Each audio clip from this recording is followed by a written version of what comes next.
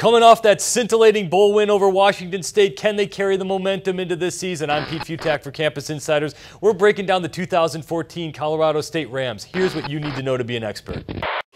Oh, you're a clever one.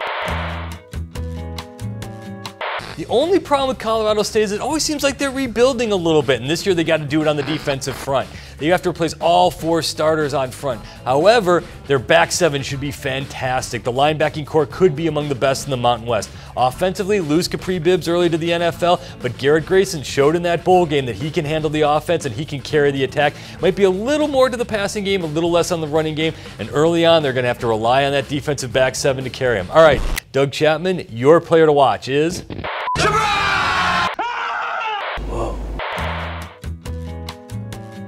You talk about that passing game, Pete, but my surprise player is going to be Bryce Peters, redshirt freshman running back. You haven't heard his name yet. He's had a huge spring. They missed Capri Bibbs. Over 1,700 yards rushing and 31 touchdowns. One man's not going to be able to do that. Peters is going to get in that mix. They had the 3rd best rushing offense in the Mountain West Conference last year. Watch for him to make a big splash. Let's take a look at the schedule. Kind of a tough schedule. They're going to have to pull off a couple of upsets on the road to have a good season. They start out the year with that rivalry game against Colorado, then they got to go to Boise State. They're going to have to deal with a road game at Boston College. They got to go to Nevada. They got to go to San Jose State. They got to hold serve at home. They cannot lose any game at home, and they got to pull off a couple of road upsets to have a winning season. All right, Doug, your pick for Colorado State is? Choose wisely.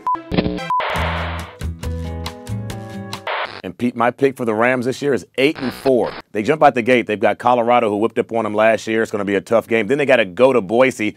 Good news, no Alabama on the schedule this year. Bad news, they have to go to Boston College. May sound like a winnable game, but it's unfamiliarity. Going to the East Coast, they've never played them before, or if they have, it's been a while, and they don't know much about them. Then you look down the schedule, Utah State's going to be tough. 8-4 is where I'm going.